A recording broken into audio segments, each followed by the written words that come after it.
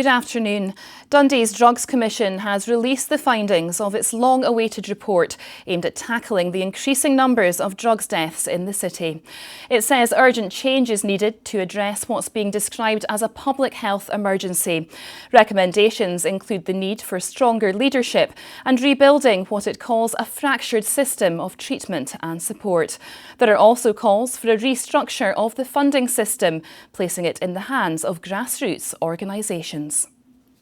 I think there is issues in terms of funding and resources. Services are stretched. I mean, one thing's for certain: we can't use this report today to blame certain services. This is everyone's issue. We all need to get around the table and look for solutions quite urgently. This needs to be a real catalyst for change. The Ferguson shipyard in Port Glasgow has been taken over by the Scottish Government. It comes after bosses at the yard said last week that it intended to go into administration.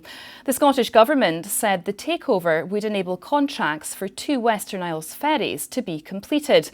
Unions have welcomed the move but have warned it must not be a quick fix.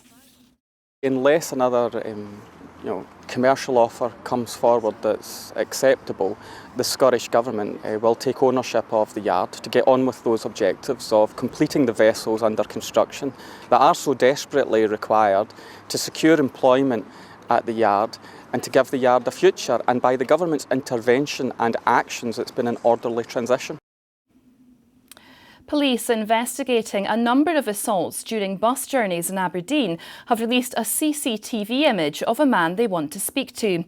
The incidents happened between January 2017 and November 2018.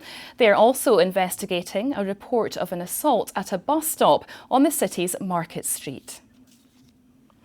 Mountaineering Scotland says action needs to be taken against campers who leave rubbish in Scotland's countryside. The group says the problem is getting worse across the country. They're now calling on government agencies and local authorities to work together to address the issue. Sports now, and Andy Murray will not compete at the US Open later this month. The former world #1 had intended to play doubles in New York, but he's now decided to focus on stepping up his singles return. Now here's Sean with the weather.